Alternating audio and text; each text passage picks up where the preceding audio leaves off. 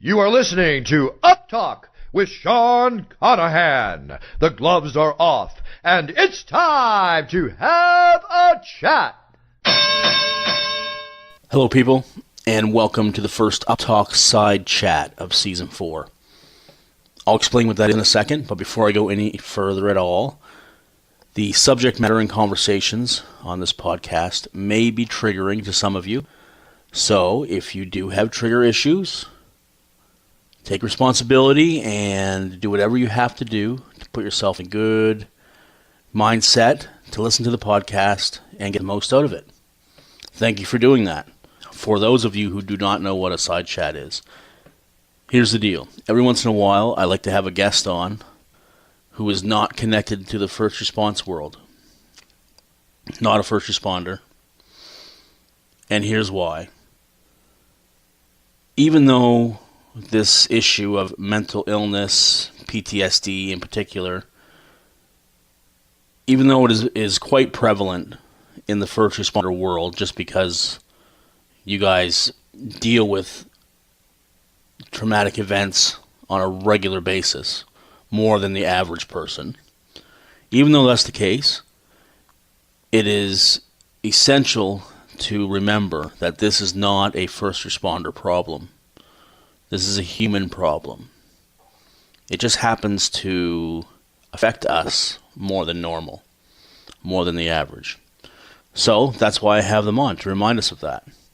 That we, even though we are part of a large first response community, we are actually part of an even larger community of human beings that are just trying to get through.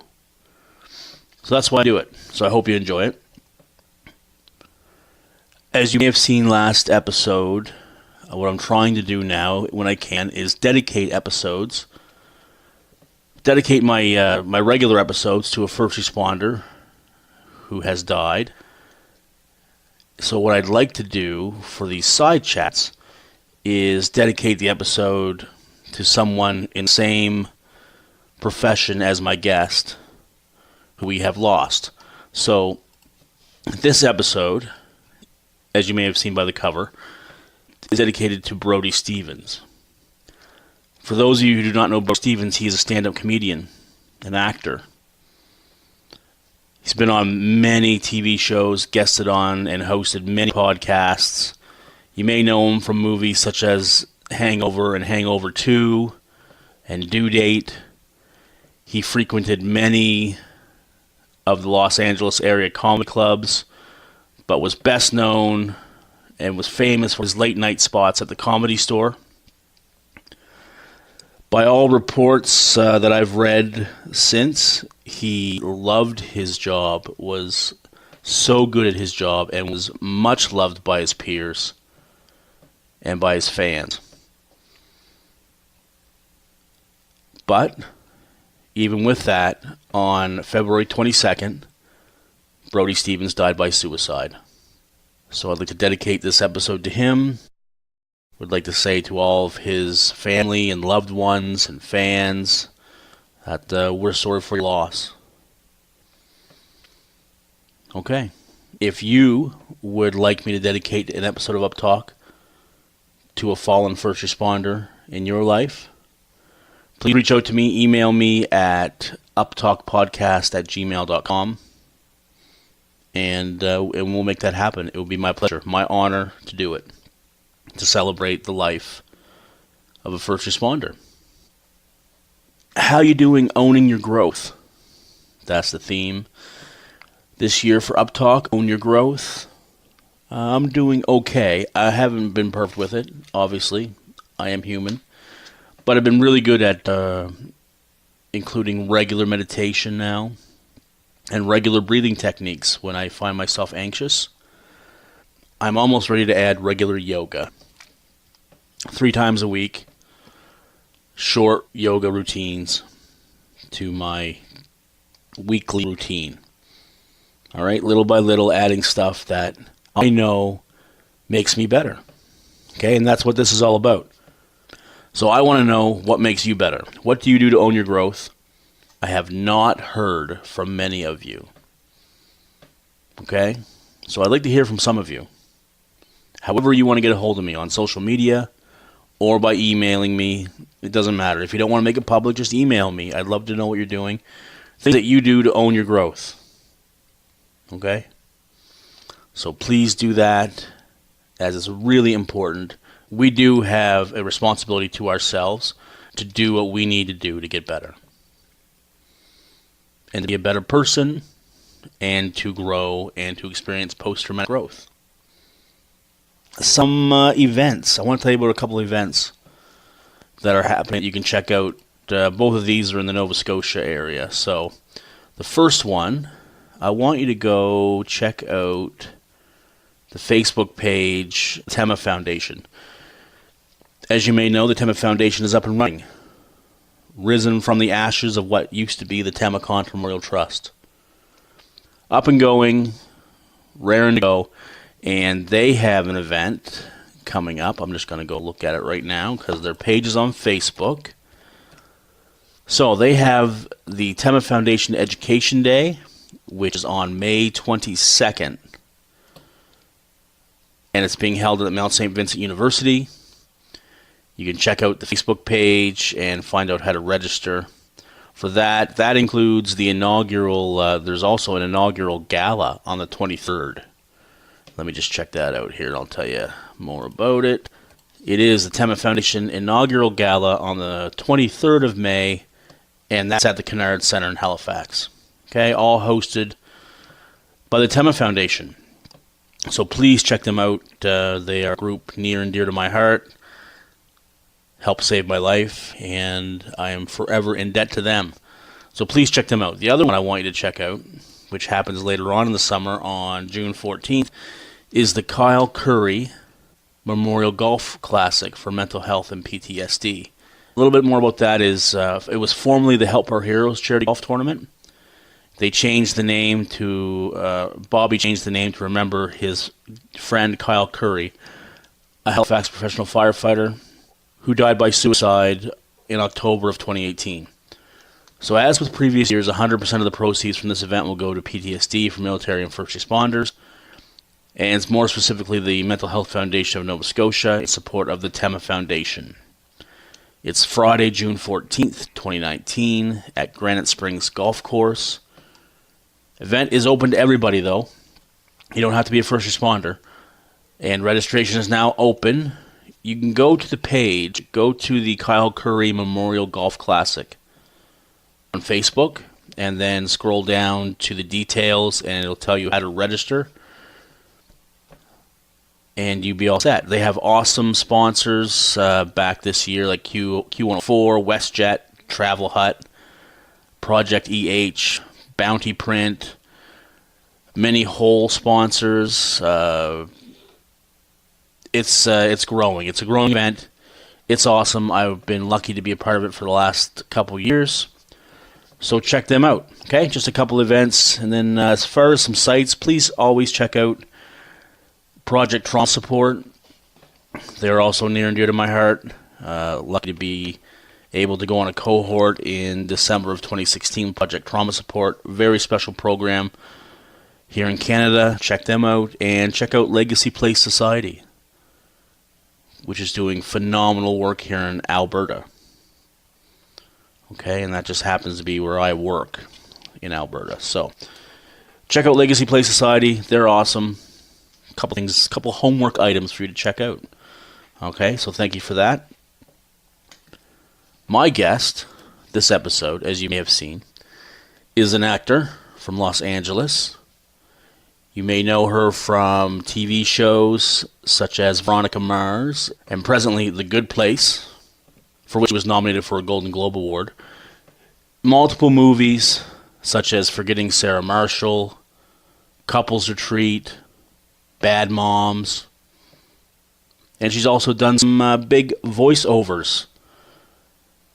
Most prominently probably as Princess Anna in Frozen, and also did some work on Ralph Breaks the Internet. She's wicked. I wanted to have her on for a long time. Is very open about her anxiety and depression and her life in general. So buckle up. Meet Kristen Bell. It was a dark and stormy night. Nor'easters gangster rolling in. Welcome to UpTalk, Kristen. Thank you so much for taking the time to join us here. I'm glad to be here. Wicked. We had a little bit of a bumpy start to our chat relationship, but we got everything back on direction now. Yeah. Look, technology is bumpy. I know. It's crazy. Anyway, that's okay. It's behind us now. So, really excited to chat with you. Been a big fan of yours for a long time. I got to thank Enrico Colantoni for getting this together. I've been blessed to work with him in some mental health capacities here in Canada and some events, and I got to know him. And I got to say, Kristen, I don't know if there's ever been a more, sweeter human being than Enrico. I couldn't agree more. He's one of my favorite people to work with, not just because he's generous and loving and open and welcoming as an actor, but he's one of the, I think a good word to describe Rico is he's one of the truest people I know. Yeah, that's a good word. Just no fraudulence to him. No. He's kind and he's just true. Yeah. We're lucky to have him on Earth. Oh, for sure. Yeah, he's one of those people, you meet a couple of people that just by knowing them, you are a better human being. Yeah. It's just like he's one of those people. So big shout out to him. Thanks, Enrico. So, Kristen, a lot of us, myself, we know you. We see you on, in movies. We see you on TV. May not know that much about you. Can you just give us a little bit about, where you grew up and what growing up was like for you and what led you into acting? Yeah, I grew up in a lower middle class family in Detroit. My parents were separated before I was, I think, a year. And I grew up right on the Windsor border, for all you Canadians.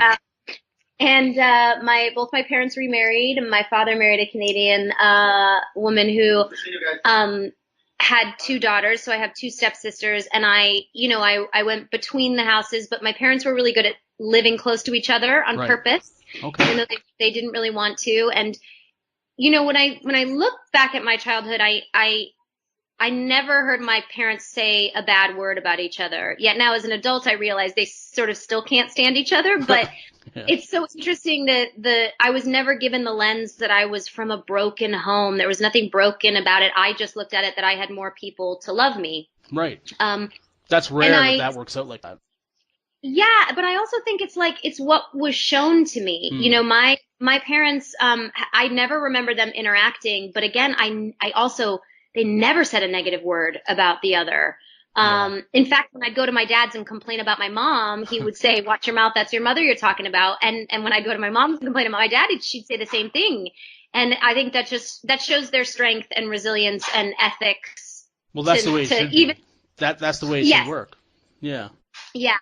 And I got into acting because I loved music so much. I was too small to play on sports teams and not very good. And my mom noticed that I was singing a lot, and I started studying these things called solo and ensemble competitions, which is you sing primarily in Italian, you sing arias, then after school, I was given some musical theater homework just to, work on my voice and my breathing. And I discovered musical theater and then wanted to be involved in every musical theater production within a 30-mile radius of my home. And when I went into the counselor's office when I was, 16 and you're a junior and they start talking about what you want to do as a career, they said, start with something you love. And I said, well, can you study musical theater? And they said, yeah, that's a major. And I was like, great, thank you so much for having me.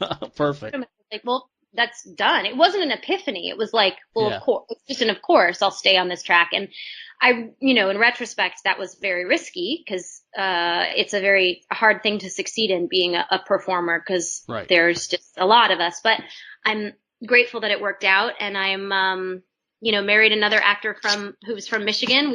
My husband grew up Dax, who's awesome. That's right. He is 20 miles outside of Detroit. So we never met there though, but we met out here, and now we have two little girls together. Right. And they're 6 and 4-ish, right? Yeah. About to be 6. Yep. It should be 6 next week. Yeah. Wicked. Perfect. So I know that you started in the business young. At what point in time, or I know you've been really open talking about your struggles with depression and anxiety. Yeah. And which is what I want to talk to you about. So, and from what I've read, that started to creep in around age 18. Yeah. Yeah. 18 right? or 19. Yeah. My mom is a nurse, and she's pretty level-headed about things not deserving shame. Right. She takes an antidepressant, and she said to me at a very early age, I experienced these crazy feelings, these feelings that, were anxiety and depression. And should you feel any of these things, should you feel out of control, should you feel like a dark cloud is following you, there is help out there. Wow. And she said, don't ever feel shame about it, because your brain has a system of working just like your body. And if your brain is not producing serotonin, these are the symptoms. Right. So if you need a pill to correct that, there is no shame in a diabetic taking insulin. Right, exactly. You would never say, don't take that insulin. No. Just process your sugar. Right.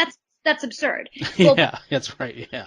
So it's, if your brain needs help, be open to the roads that fix it. And one of those roads is possibly medication. Now, I'm not saying everybody needs it. I'm certainly a believer that tons of things are overprescribed. Right. I think big pharma's a scary world, but It is.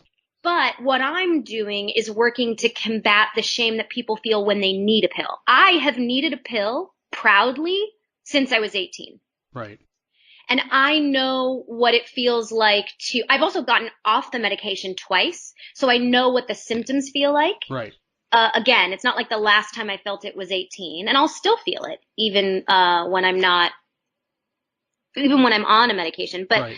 I will say this, when you know in your bones that what is happening in your head and in what you're seeing in the world is just not you, and it's unsettling, that's the time. That's the time to talk to someone and say, I'm having really weird feelings, and just open the door, because it's tough to communicate with other humans on Earth. We're like sharing a planet, and we're trying to figure out how to share everything, get along with each other when we're grumpy, even when it's not depression, grumpy, it's just grumpiness.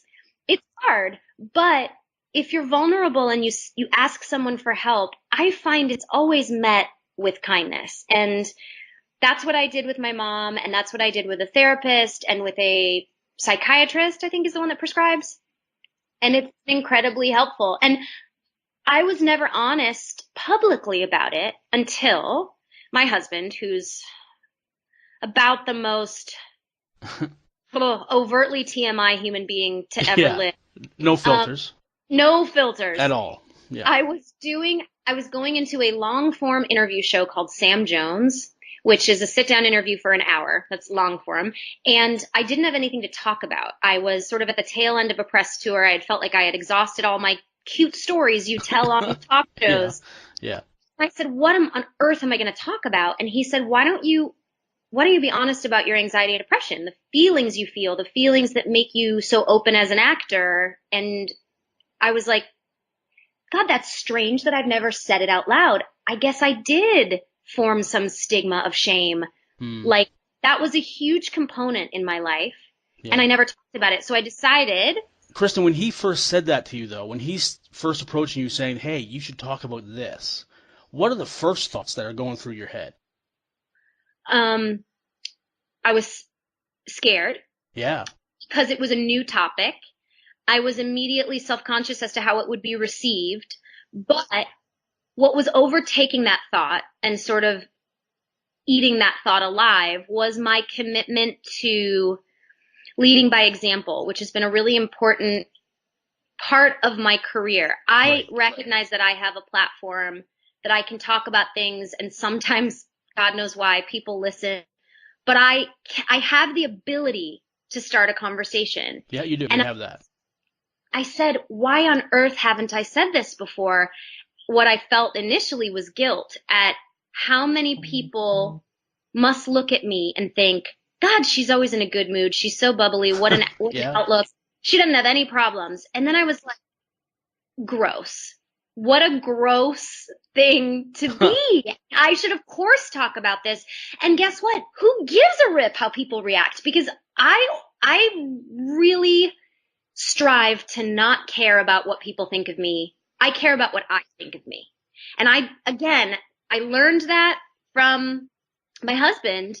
He is 14 years sober, and he leads his life with the 12 steps. And having looked at them and gone to Al-Anon, which is the sister program to AA, which some people believe in, some people don't. I'm not here to convince you either way. But those 12 steps that roadmap to me is a guide to happiness. It is a guide to the most truthful existence you could possibly have, to get the most vulnerable, to overcome shame. And even when you're not an addict and you apply them, like, I think it would benefit that people to be taught that in elementary school. Here's how you look inside yourself and see what makes you insecure. Here's how you realize where your anger's coming from. Here's how you apologize. And just so you know, the apology in the 12 steps, it's for the person making the apology. It's not for the other person. Right. If I apologize to you, it's for me to sleep well at night, because the only thing that matters is my side of the street. And when you keep your side of the street clean, it's a beautiful, open-hearted, confident feeling. So I learned that's the only thing that you can control is your side of the street. Exactly. And when I find that depression and anxiety, PTSD, all of these mental health issues, they're tangled webs of emotions in your brain. And it's very, very hard to even look at them because it's so messy. It's like like a kid scribbling with crayon, and you're like, how do I even separate any of these lines? How do I organize these thoughts and figure out what's best for me? And it's just a roadmap to helping you do that, because any of these mental health issues, they just put a filter on things that make everything seem unattainable. And the irony is that things are attainable, but you just have to get over the hump. You got to spew it out. You got to puke it up to somebody. You got to puke it up to a neighbor, to anyone you think cares about you or even doesn't care about you. Pull someone aside at the grocery store and say, I'm having a hard time. I know this is weird. Can I talk to you for a minute? I mean, anybody. Because look, humans can be rough, but they can also be beautiful. Yeah. And there was this, there's this beautiful documentary called I Am by Tom Shadyac, which is one of my favorite movies of all time. And it's about when we went from societies of cooperation to societies of domination. And when we were living in tribes, you brought home meat, you shared it with the children and the elders. You shared it because it was in your best interests to have the meat not go bad. And now that we live in communities where we each have a car, we each have a fridge, we hoard, we keep, it's only for us. Yeah. It's just not the healthiest way to be. And identifying that, which I identified through that film, is the start of a different vision for your life, and to realize that people can be out there to help you, and that they are. There's also an incredible amount of resources. If you're feeling down, all you have to Google is mental health in my area, and there will be resources and there will be people that want to help you. Yeah, for sure. Kristen, I mean, just to go back, like, your mom saying that to you when you were young is such a crazy gift. Yeah. For her to give, like, it's just, I don't think you see that very much, that level of, like, honest communication, especially when kids are really young. Yeah. That's amazing just to hear that. And, like, so it's 18 for you, you're 18 and you start to have issues. Do you still remember those times? Do you still remember what it felt like? Like, what were your lows like? Like, what was happening? Well, I mean, as a girl, the easiest way to say it is it was just PMS 100% of the time. Right. I felt a hypersensitivity to being dramatic. I desired it because adrenaline spikes and cortisol spikes were happening so often. That started to feel normal. I felt a lot of feelings of not being able to help myself when I had a problem. I would just continually talk about the problem. And like my college roommate would be like, okay, fix it. And I would be like, what? That's crazy. Fix it? How would I even, you know what I mean? And it's like, looking back, I'm like, duh, fix it. Like, whether it's a huge emotional relationship problem or whether your shoes are too tight, just fix it. And that's a hard place to get when your brain is tangled. But you can untangle your brain just like you can get chemotherapy for your cancer, like you can get insulin for your diabetes. It is the same thing. And sometimes it means talking to a therapist. Sometimes it means working out more and getting more dopamine in your body. Sometimes it means going on a pill. Sometimes it means checking into a hospital. It means different things to everyone. Mine was a lot of lethargy, to be honest. Like I would want to stay in bed, not necessarily sleep, but nothing really appealed to me. And which is a huge sign of anxiety and depression. And I knew in my bones that I'm kind of a scrappy, feisty character. That wasn't me. Even when it was me, I could feel in my heart of hearts, when I was being honest, it just didn't feel right. And I was very grateful to have a community around me, like my mom and like my friends, that checked in and said, "Are you okay? Because like your mood swings are nuts." You know? And I think we need to do that to each other. We need to check in on people. We are all living in individual houses. We have individual cars. We all have individual bank accounts, but we're still a community. And I think sensing that we're still a community and having that be the lens you look through is an important part of fixing this problem. Oh, for sure. And unfortunately, there's no brain cast that you wear. Exactly. Like when you have a mental illness. So we all make ourselves look, we put an effort into making ourselves look like there is no problem, and we're very good at it. So how are people supposed to know? If they're looking for signs, their chances are they're not going to see them until it's gone way too far. Yeah. It's just important to check in on each other, really check in on each other. And, Glennon Doyle, who's one of my favorite writers, she always says, we can do hard things. And I remind myself of that a lot. I think that, in the current world, I read a lot of books that talk about what your brain does and different data studies, and I love them. But one thing that's really apparent in science is that you are affected by the things you see. So if you have a life that's difficult, you're going to feel more downtrodden and like things are more difficult. And if you are a person who just, looks at social media and feels less than all day, you're going to feel less than for a couple days. But if you're following, places that are positive, like I follow this social account called Tank's Good News, that is just positive, wonderful human interest stories. Where's he at? Is he on Instagram or something? Or? Yeah, and I love it, and it's just positive. Guy jumps into freezing river to rescue puppies. Nice. A homeless person stops for a guy coming out of a grocery store stops for a homeless kid and changes his life. It's just, and it makes me feel better. And I've realized that, oh my God, this is what I'm reading about. I have changed the way my life pattern exists because I'm choosing to look at positive things. So I think what we're taking in, and this goes into sort of what your armor should be as a human being, right? Because even if you're not struggling with mental illness, so to speak, you still have a beating heart, and you are influenced by the thing you look at. Don't watch the 6 o'clock news. If it bleeds, it leads. Don't watch the negative stuff. Don't take it in. And that's not to say don't be active for causes that you care about, but take in the good stuff and cut the ties of the bad. If someone's draining you in your life, physically when you leave their presence, cut scissors with your hand in front of your heart and say, I'm leaving that energy here. I mean, all that stuff I think is really important. Like mental notes to yourself. Create who you want to be. No, those are all really important. Kristen, you were so at 18 this started, and you're still obviously you're in the entertainment industry. How much did being in the entertainment industry negatively affect your anxiety and depression? Because I can only imagine that must be horrible. Because for me, outside the bubble looking in, it's like you're getting judged all the time.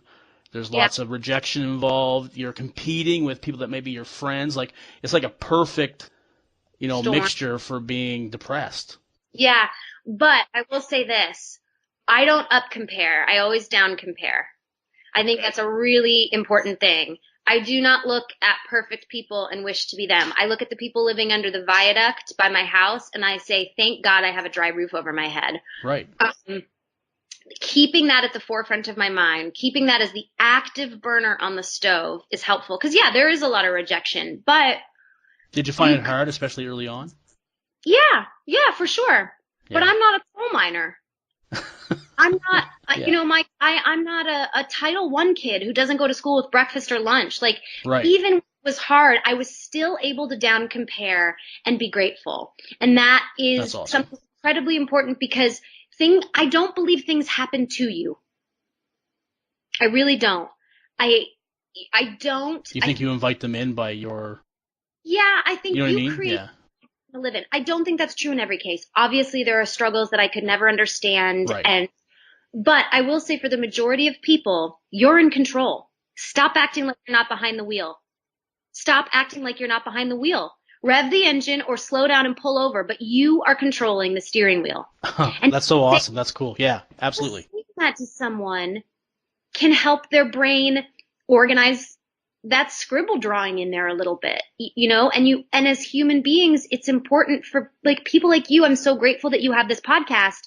Human beings learn by example, and they learn by communicating with other human beings or watching other human beings. We're monkeys. That's what monkeys do. They watch other monkeys and they learn how to behave. Right. So if some of us are behaving in a way that is beneficial, then other people will take on that behavior. And someone after this podcast might go, oh man, I am in the driver's seat.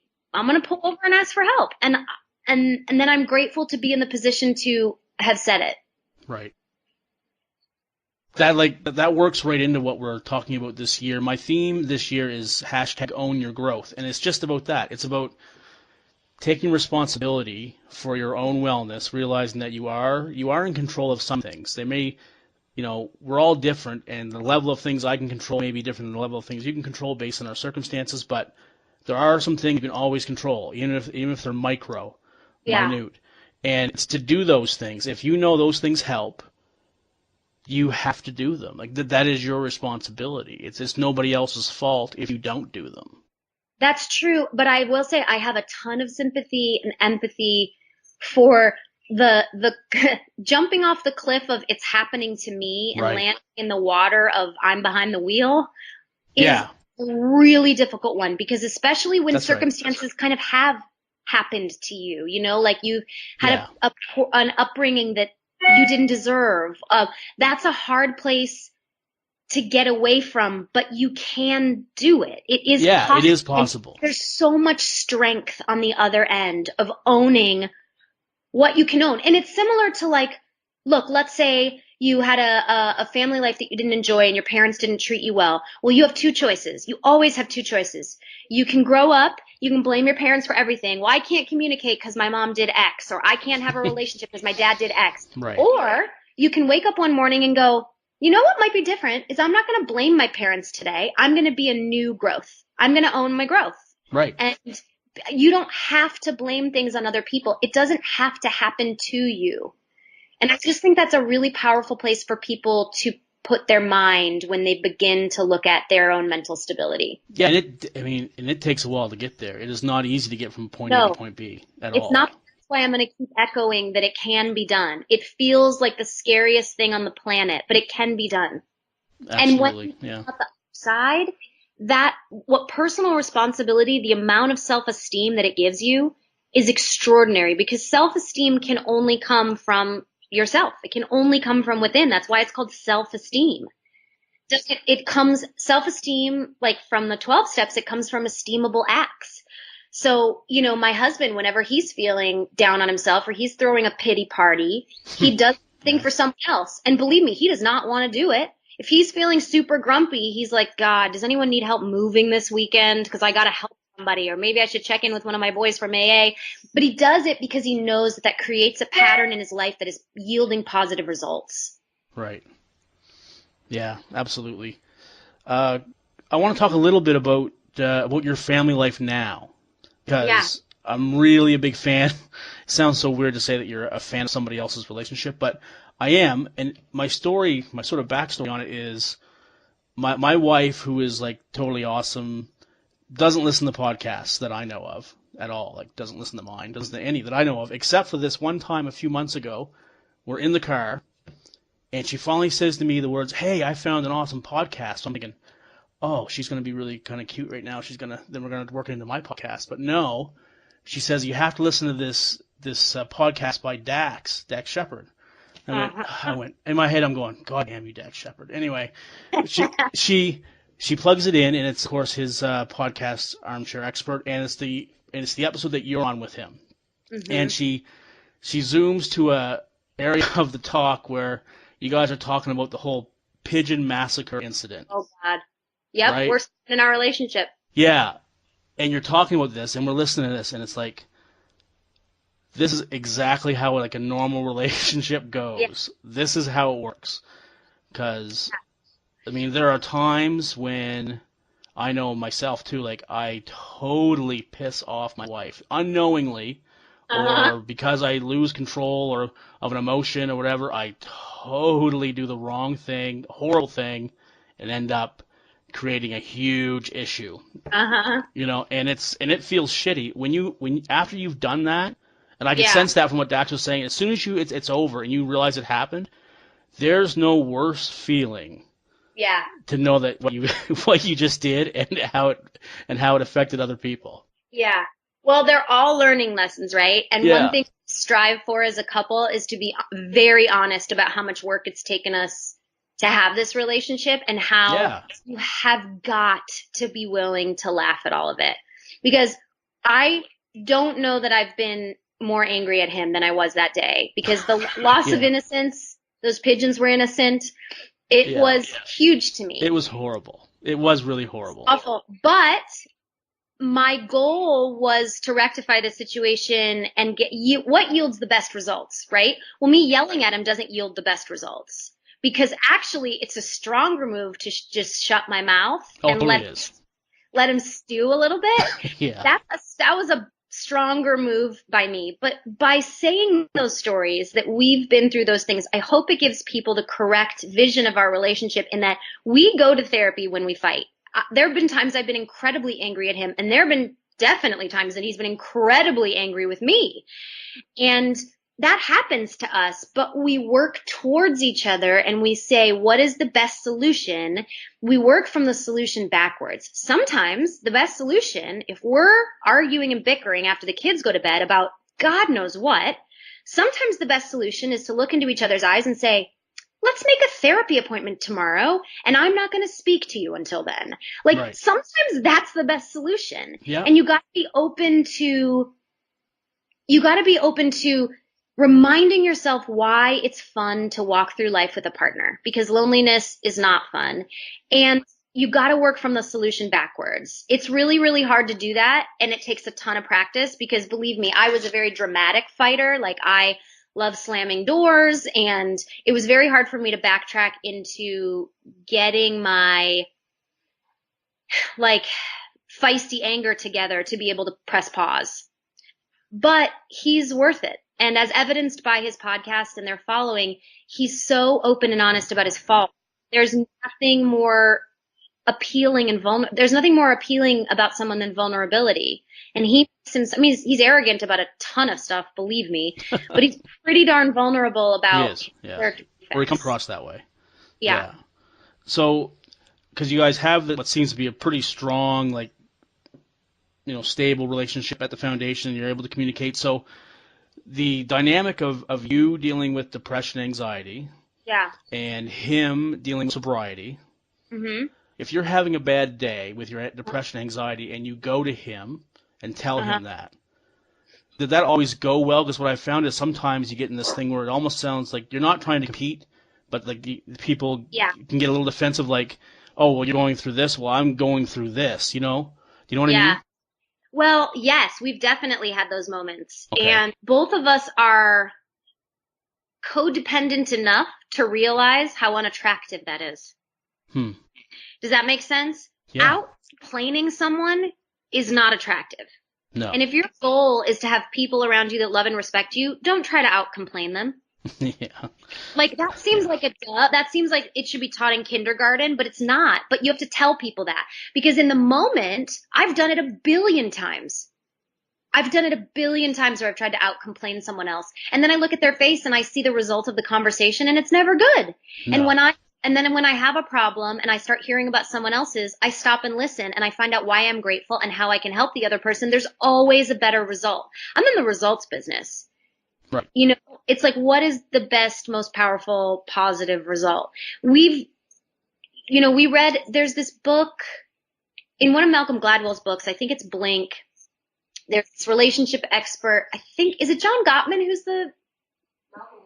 Yeah, I think I'm talking to my sister who's in the next room. I think it's John Gottman, but John Gottman has this marriage institute that's really, really incredible. And he talks about, being able to, yes, it's John Gottman, being able to watch a couple for 5 minutes and then see within a 75% range whether or not they're going to get divorced in 5 years.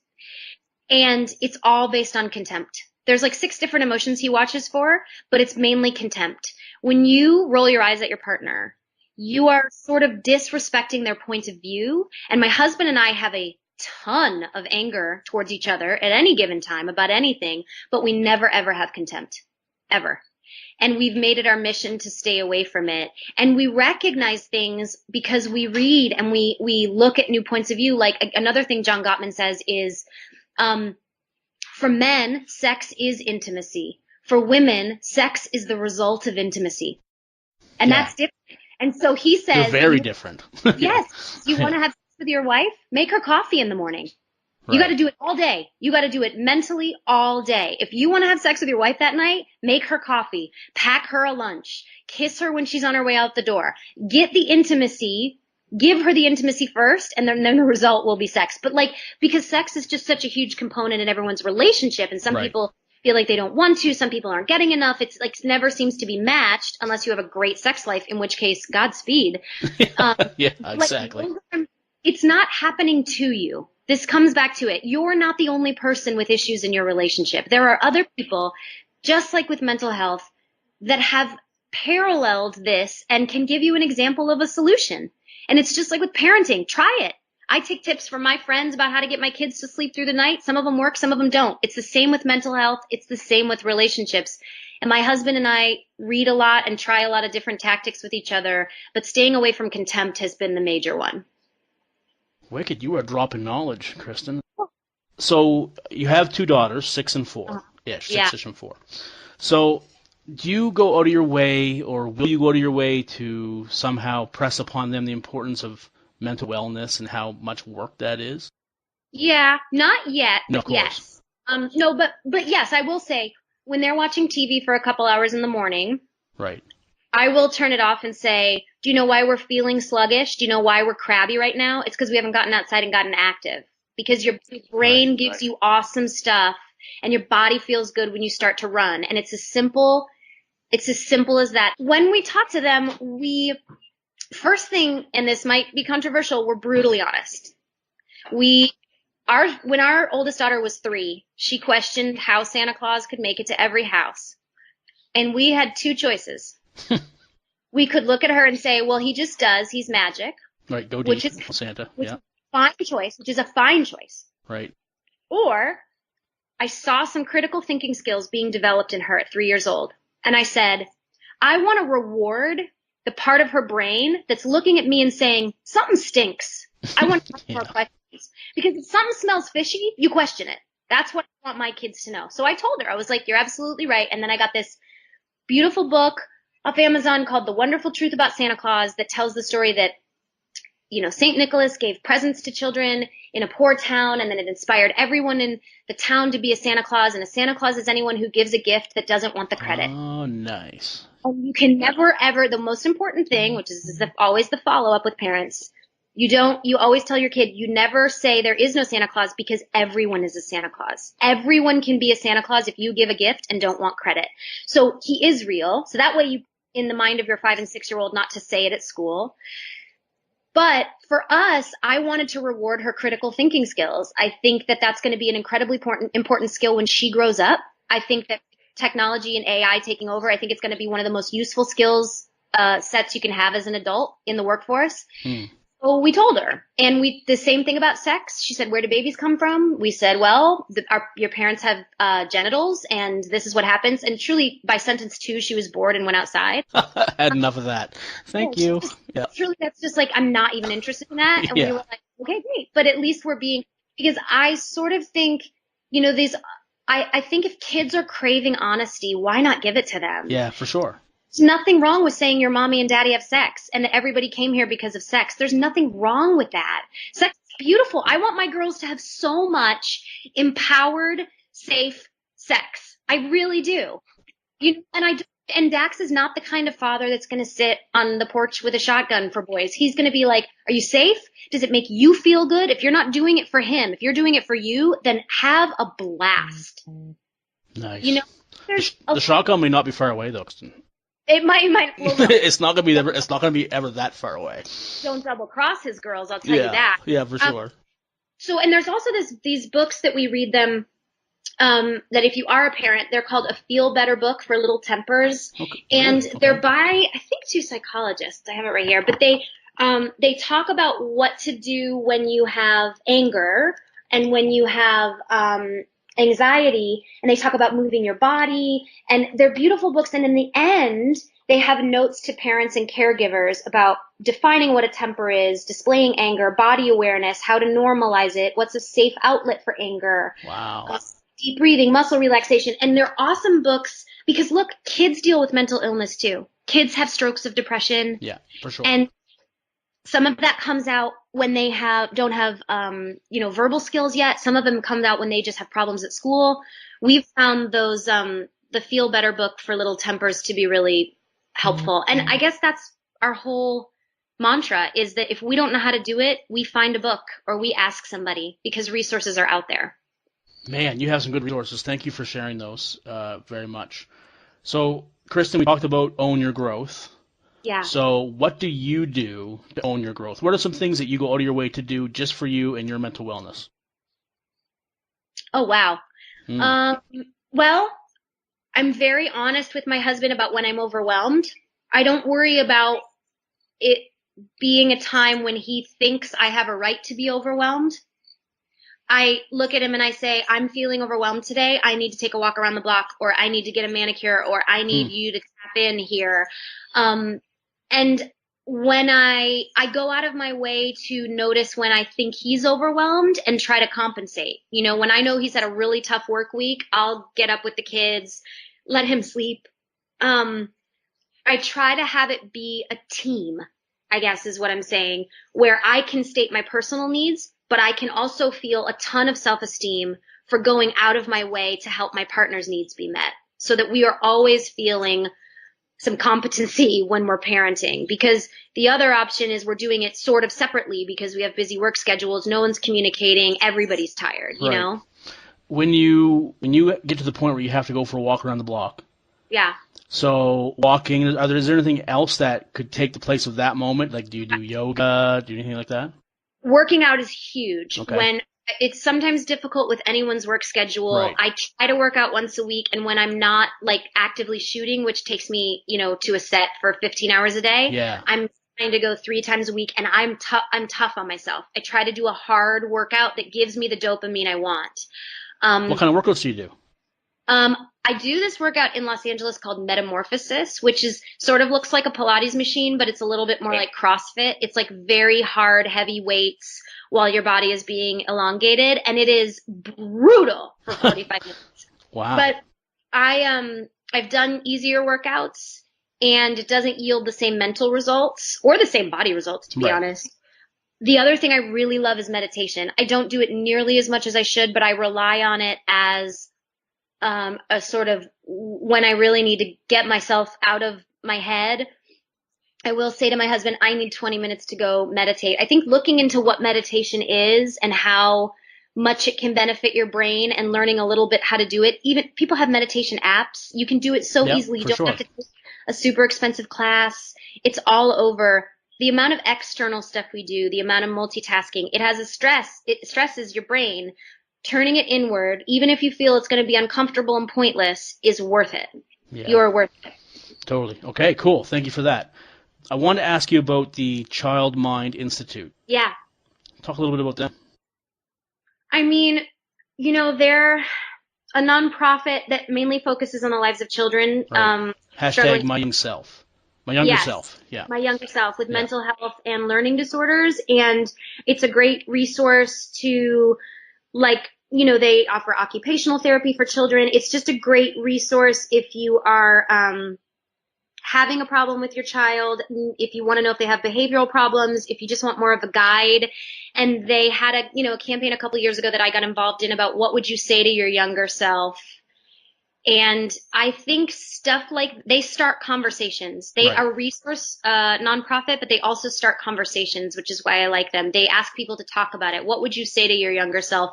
So that the people going there for the resources have real life stories. They're not just spouting out, here's what you should do. They have real narratives, real vulnerable people talking about what they would say to their younger self. And again, we're all just monkeys looking at the other monkeys, you know? Yeah, that's right. We're all just trying to stay busy till we die. It's like in looking at someone else's story, it could positively affect you. And I think that's really powerful. For sure it is. And I know you do like to do a lot of charity work. Are there any other causes that you would like to just shout out there that you work with that you like? Yeah. Mental health or not. It doesn't have to be mental health related.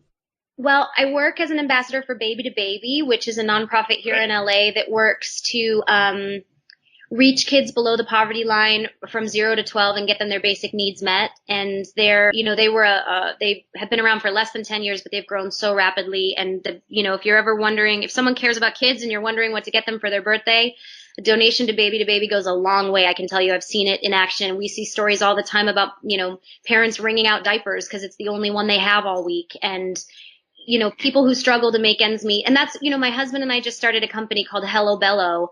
I saw some Instagram stuff about that. Which is sort of specifically in this arena. It's premium baby care products and diapers that are safe, non-toxic, healthy, better for the planet, but at a non-premium price point. We're from Detroit. We have access to a whole bunch of boutique items, and I never had to worry about parabens or phthalates or any of the stuff that I don't want near my kid. But my friends in Michigan, sometimes they don't have that option. And if they do, they can't afford it. A lot of people, I've learned from working with Baby to Baby, choose between their baby and their budget. And I don't think that's an appropriate choice for any parent to have to make. I don't think anyone deserves it. So we, created Hello Bello that's available at Walmart and you can order online because it's really good stuff and it's going to meet your budget needs. I also work with No Kid Hungry, which provides breakfast and lunch to kids in Title I schools, because I have seen data and seen the kids that how on earth are we asking kids to learn in school if they don't come fed? If they haven't had dinner the last night or breakfast that morning, how on earth do you expect them to pass a test? That's absurd. Let's start there. So giving kids healthy eating habits, and they offer summer school lunch programs where families who struggle with food insecurities can go in the summertime, because that's one of the most food insecure times for kids when they can't get lunch at school. They offer in some of their districts lunch programs even in the summer. And yeah, I'm involved with a couple more, but basically I work with an organization here in LA called PATH, which is People Assisting the Homeless, that works to find housing for transitionally homeless or sheltered or street homeless individuals, vets, and families. Because look, life is hard, and if I lend my voice or my time or my pocketbook to any of these to make someone's life easier, right, that gives me self-esteem. That's amazing. You're doing such good work. Thank you for doing it. It's needed, and someone definitely needs to do it. I'm glad that you're involved. Kristen, if someone wanted to reach out to you on social media or wanted to start following you, where can they find you? Well, I am mainly on Instagram, right, and I think my name is Kristen Annie Bell, KRISTNANNIE Bell. And then my Twitter handle is the letter I, the letter M, Kristen Bell. Right. Perfect. So, Kristen, I'm going to end this. I'm going to ask you the same question that I ask every single one of my guests since I started. So, if there's anybody listening to this right now, Kristen, that is struggling at any level, and they were in front of you, what would you tell them? Open your mouth. Someone's listening. Someone's listening. I see you. I would say I see you. Even though I don't know you, I see you. That's powerful to say that, yeah. That was awesome. Kristen, I can't thank you enough for taking the time. I know you're crazy busy, so thank you for taking some time out to chat with me. Keep doing what you are doing. Don't change a thing. It's perfect, and it's inspirational to so many. I can tell you that. You're helping lots of people every day. So thank you very much for sharing some time with me. I'm happy to do it. Thank you for doing what you're doing, because conversations are the start of everything. And I plan to keep it up because it gives me a ton of self-esteem to be involved in the things I'm involved in. And I don't plan on stopping anytime soon. So we'll both keep going. Perfect. That's good to hear. Listen, take care of yourself. Take care of your family. And like I said, keep doing what you do. And thanks. Thank you. Nice to talk to you. Now my shift is finally over. I gotta deal with what's mine. How fantastic is that lady? That was a blast. Very honored to be able to talk to Kristen. Thank you, Kristen, for taking the time again for us and to chat to us. Just awesome. I hope you enjoyed it. And I'll try to get some other cool side chats on for later in the year. Please don't forget to own your growth. Do the things that you know help you. And let me know what they are. That would be wicked.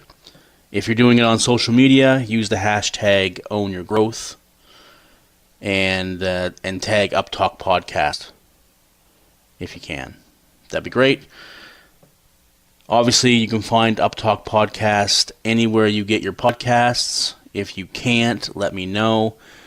We also are blessed to stream on the Mental Health News Radio Network, which is a massive network of over 30 mental health shows,